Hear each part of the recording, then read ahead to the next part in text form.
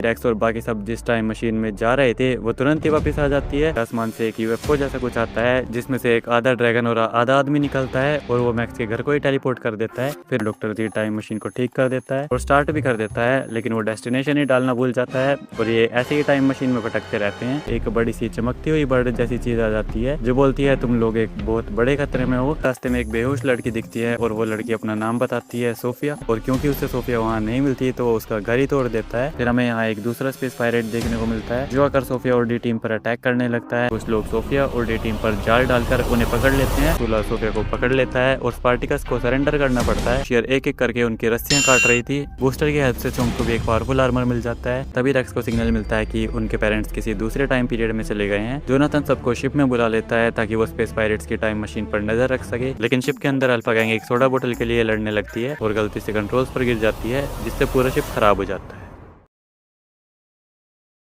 अगले एपिसोड में हमें फिर से वही चमकती हुई बर्ड देखने को मिलती है जो डी टीम से कहती है कि खतरा बढ़ता जा रहा है और अगर सच जानना है तो मेरे पीछे आओ। डी टीम उससे पूछती है कि वो उन्हें कहाँ ले जा रही है, तो बर्ड कहती है कि वहाँ जहाँ तुम्हें होना चाहिए। इसके बाद सब 1780 के कैरेबियन में पहुंच जाते हैं। यहाँ रेक्स को अपने पेरेंट्स का सिग्नल मिलता है और साथ ही एक डायनासोर का सिग्नल भी इसी आइलैंड से आता है। आइलैंड पर पहुंचते ही इनके सामने कुछ लोग भागते हुए आते हैं और उनमें से जिम नाम का लड़का सीधा जोई से टकरा जाता है। जोई को देखते ही जिम उस पर फ्लैट हो जाता है, लेकिन उसके डैड उसे तुरंत भागने को बोल देते हैं। तभी स्पेस पायरेट्स का एडमोंटोनिया डायनासोर सामने आ जाता है। मैक्स और रेक्स अपने डायनोस को ट्रांसफॉर्म करने ही वाले होते हैं, लेकिन पायरेट्स एडमोंटोनिया को वापस बुला लेते हैं। इसी बीच यहाँ का सेनापति अपनी सेना को जिम और उसके डैड को पकड़ने का ऑर्डर दे देता है और जिम जोई का हाथ पकड़कर उसके साथ भागने लगता है। दूसरी तरफ हमें स्पेस पायरेट्स दिखते हैं जो किसी पीले पत्थर के लिए गड्ढा खोद रहे थे। गैब्रो इरिटेट होकर कहता है कि लगता है हमने गलत जगह खुदाई कर दी है। डी टीम सोल्जर से छुपने की कोशिश कर रही होती है, लेकिन तभी जिम के डैड एक गड्ढे में गिर जाते हैं और ब्लैक बियर्ड नाम का डेंजरस पायरेट अपने साथियों के साथ उन्हें पकड़ लेता है। मैक्स चोंप को ट्रांसफॉर्म करके उन्हें बचाता है, पर ब्लैक बियर्ड चोंप पर गोली चलाने की धमकी देता है। तभी ब्रिटिश सेना भी वहां आ जाती है और सिचुएशन और डेंजरस हो जाती है। जिम के डैड उसे बोलते हैं कि अब मिशन तुम्हें ही पूरा करना होगा और वो डी टीम के साथ यहाँ से भाग जाता है। बाद में जिम डी टीम को बताता है कि उसके गाँव के लोग बहुत बीमार है और सिर्फ एक पीला पत्थर ही उन्हें बचा सकता है। उसके डैड उसी पत्थर को ढूंढने आए थे, लेकिन पायरेट्स ने उनके शिप पर हमला कर दिया और ब्रिटिश आर्मी भी उनके पीछे पड़ गई क्योंकि सबको उस पत्थर का लालच था। मैक्स और रेक्स समझ जाते हैं कि इसी वजह से ब्रिटिश सेना और पायरेट्स एक दूसरे से लड़ रहे हैं। इसी दौरान जिम चुपके से जोई को अलग ले जाता है और उसे प्रपोज कर देता है। तो एकदम शोकड़ हो जाती है और कहती है कि हम एक दूसरे को जानते भी नहीं है। जिम कहता है कि उसे लगता है जैसे किस्मत ने ही उन दोनों को मिलाया है। फिर वो एम्बेरस्ड होकर माफी मांगता है, लेकिन जोई कहती है कि उसे बुरा नहीं लगा। वो जिम को समझाती है कि अभी उसके डैड और उसके गाँव को बचाना ज्यादा इंपॉर्टेंट है। तभी मैक्स और रेक्स भी वहाँ आ जाते हैं और जोई बताती है कि नक्शा उनके पास ही है, लेकिन उसी वक्त पायरेट्स भी उन तक पहुंच जाते हैं। यहाँ गैब्रो अपने एडमोंटोनिया को स्पेक्ट्रल आर्मर लगा देता है और रेक्स एस को नए आर्मर के साथ एक्टिवेट करता है। दूसरी तरफ पायरेट्स जिम और जोई को धमकी देते हैं, लेकिन जिम हीरो बनने की कोशिश करता है और पायरेट के ऊपर कुछ फेंककर जोई को लेकर भाग जाता है। जोई भी पेरिस को ट्रांसफॉर्म कर देती है। इसी बीच अल्फा गैंग भी टेरी को आर्मर के साथ एक्टिवेट करके बैटल में एंट्री मार देती है और पूरा बैटलफील्ड केओस में बदल जाता है। बैटल के दौरान जिम की बेल्ट टूट जाती है जिसमें उसने नक्शा छुपाया हुआ था। पायरेट उसे छीनने की कोशिश करता है, लेकिन चोंप नक्शा लेकर भाग जाता है। तब डायनासोर्स लड़ते लड़ते उस जगह तक पहुंच जाते हैं और तभी ट्राइसेराटॉप्स के पैर के नीचे आकर नक्शा 2 टुकड़ों में फट जाता है। गैब्रो तुरंत उसका एक हिस्सा लेकर भाग जाता है। एपिसोड के एंड में रेक्स जिम को बचा हुआ आधा नक्शा देता है, लेकिन जिम शोकड़ होकर बताता है कि ये गलत टुकड़ा है क्योंकि असली पत्थर का लोकेशन तो दूसरे हिस्से में था जो गैब्रो लेकर भाग चुका है। अगले एपिसोड में हमें समुद्री पायरेट्स और गैब्रो एक साथ देखने को मिलते हैं और ब्लैक बियर्ड उससे कहता है कि तुमने हमारी मदद की है, इसलिए खजाने का थोड़ा हिस्सा तुम्हें भी मिलेगा। इधर डी टीम में प्रॉब्लम चल रही होती है क्योंकि जिम मैक्स को ब्लेम करता है कि गलत नक्शा चोंप की वजह से मिला और दोनों के बीच जबरदस्त बहस शुरू हो जाती है। रेक्स और जोई दोनों को अलग करते हैं, लेकिन जिम फिर से मजाक और फ्लर्टिंग शुरू कर देता है। वो जोई को बोलता है कि मुझे लगता है हम दोनों एक दूसरे के लिए बने हैं और किस करने जाता है, लेकिन जोई हट जाती है और जिम गलती से मैक्स को किस कर देता है। थोड़ी देर बाद हमें अल्फा गैंग एक शिप में दिखाई देती है और उन्होंने पायरेट्स का भेष बना रखा था। अब डी टीम और अल्फा गैंग दोनों ब्लैक बियर्ड का पीछा करने लगते हैं। जिम फिर से जोई के करीब आने की कोशिश करता है, लेकिन जोई उसे एक जोर का चाटा मार देती है। इसी बीच ब्रिटिश नेवी का शिप डी टीम वाले शिप को घेर लेता है और उनका कमांडर वार्निंग देता है कि सरेंडर करो वरना शिप उड़ा दिया जाएगा। डी टीम समझाती है कि वो असली पायरेट्स नहीं है और ब्लैक बियर्ड को रोकने आए हैं। कमांडर मान भी जाता, लेकिन तभी डॉक्टर जी बेवकूफी में ऐड को तोप चलाने के लिए बोल देता है और उसमें से गोलों की जगह बर्थडे वाले पटाखे निकलते हैं। इसके बाद ब्रिटिश नेवी गुस्से में अटैक कर देती है और डी टीम मुश्किल से वहां से बचकर भागती है। दूसरी तरफ ब्लैक बियर्ड के शिप के सामने एक बड़ा सी मॉन्स्टर नजर आता है। गैब्रो तुरंत डायसेराटॉप्स को ट्रांसफॉर्म करता है, लेकिन बाद में पता चलता है कि वो मॉन्स्टर नहीं बल्कि एक बड़ी चट्टान थी। इसके बाद दोनों शिप्स बरमुडा ट्रायंगल के पास एक आइलैंड तक पहुंचते हैं। ब्लैक बियर्ड के आदमी आइलैंड पर खजाना ढूंढने लगते हैं और डी टीम भी दूसरी तरफ से वहां पहुंच जाती है, लेकिन पायरेट्स उन्हें देख लेते हैं और जोई और जिम सीधा ब्लैक बियर्ड के सामने पहुंच जाते हैं। यहाँ जोई पायरेट्स को ट्रांसफॉर्म करके एलिमेंट बूस्टर यूज करती है, जबकि गैब्रो डायसेराटॉप्स को स्पेक्ट्रल आर्मर के साथ एक्टिवेट करता है। मैक्स भी चॉम्प को ट्रांसफॉर्म करके पायरेट्स को भगाता है और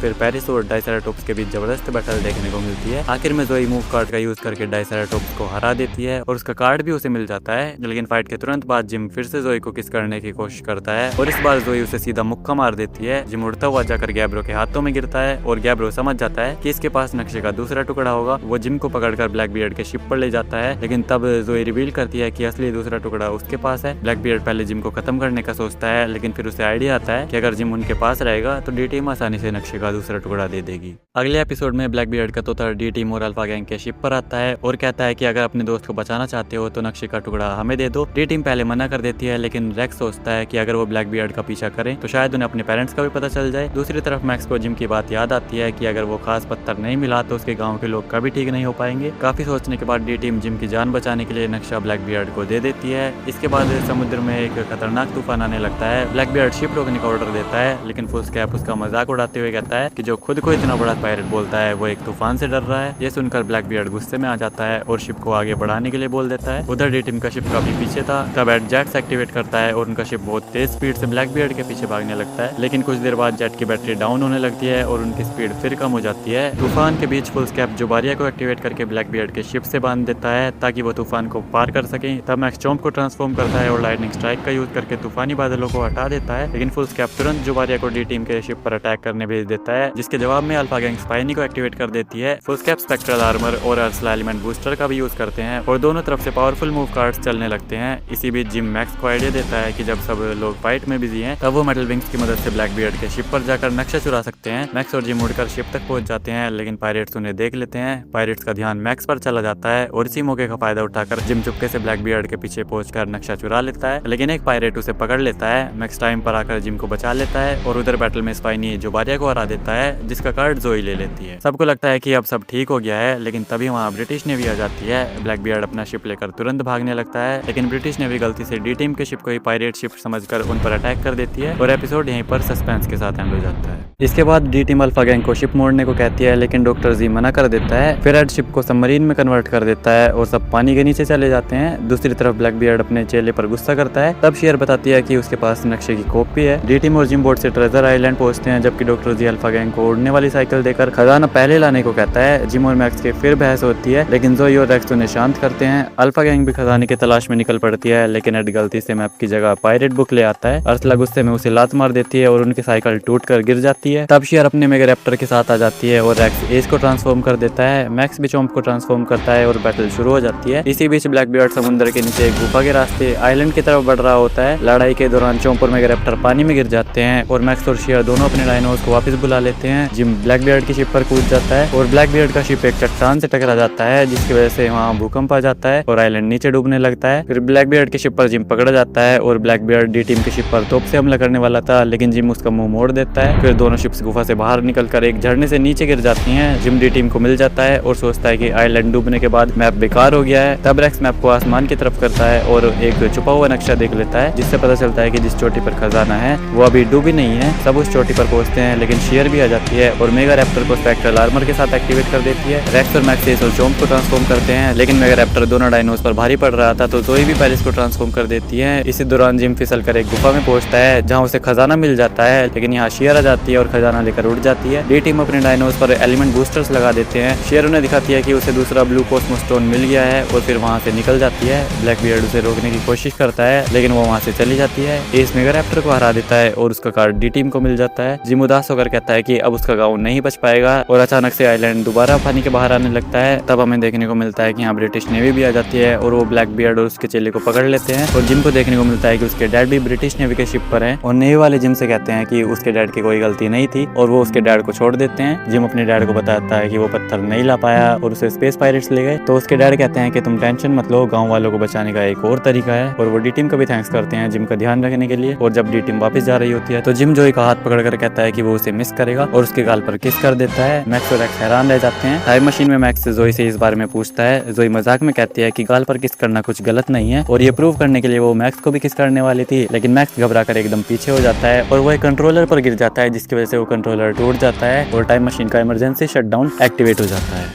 अगले एपिसोड में सब इमरजेंसी शटडाउन की वजह से डरे हुए थे, लेकिन फिर जोनाथन कहता है कि अब कोई प्रॉब्लम नहीं है, किसी ने टाइम रैप रेगुलेटर के साथ छेड़छाड़ की थी। फिर देखने को मिलता है कि डॉक्टर जी की तबीयत खराब हो रही थी और पता चलता है कि उसी की वजह से टाइम रैप रेगुलेटर में प्रॉब्लम आई थी। इसके बाद हमें फुल स्कैप देखने को मिलता है जो अपने डायनासोर से एक पहाड़ तोड़वाने में लगा था, लेकिन वो पहाड़ टूट ही नहीं रहा था। फिर यहाँ एक प्रीस्ट आता है और डायनासोर को देख के डर जाता है, लेकिन फुल स्कैप कहता है डरो मत, ये तुम्हें कुछ नहीं करेगा। और वो प्रीस्ट से पूछता है कि ये पहाड़ कैसे टूटेगा, तो वो बताता है कि सिर्फ एक ही आदमी ऐसे मंत्र पढ़ सकता है जिससे ये पहाड़ टूट सकता है, जो है गेंजो सेंजो होशी। और फुल स्कैप निकल पड़ता है उसे ढूंढने। फिर डी टीम की टाइम मशीन के सामने वो चमकने वाली बर्ड यानी टेरासोर फिर से आ जाती है और डी टीम उससे पूछती है कि इन स्पेस पायरेट्स ने हमारे पेरेंट्स को टाइम नैप क्यों किया है और ये कॉस्मो स्टोन्स को क्यों चुरा रहे हैं। तो टेरासोर कहती है कि तुम्हें उन कॉस्मो स्टोन्स की ही रक्षा करनी है, क्योंकि उन्हीं में पूरे यूनिवर्स और टाइम एंड स्पेस की ताकत छुपी हुई है। और वो डी टीम को अपने पीछे आने को बोलती है और इस बार डी टीम 636 एडी के चाइना के किसी जगह पे पहुंचती है और उन्हें सिग्नल मिलता है कि स्पेस पायरेट्स भी उसी टाइम पीरियड में है। दूसरी तरफ फुल स्कैप अपने डायनासोर के साथ तोड़फोड़ करता हुआ उस मोंग तक पहुंच जाता है और उसे किडनैप करके ले जाता है। डी टीम सेंजो होशी के चेलों से पूछती है कि आप सब कहां भाग रहे हैं, तो वो डी टीम को सारी बात बताते हैं। अल्फा गैंग भी अपने शिप में उड़ के जा रही थी जिसे डॉक्टर जी चला रहा था, लेकिन बीमार होने की वजह से वो उसे ढंग से नहीं चला पा रहा था और अल्फा गैंग का शिप फुल स्कैप के शिप से जाकर भिड़ जाता है और दोनों के शिप आसमान से नीचे गिरते हैं। डी टीम के पास रीस की वीडियो कॉल आती है और वो कहती है कि हमारी बात पूरी नहीं हो पाई थी।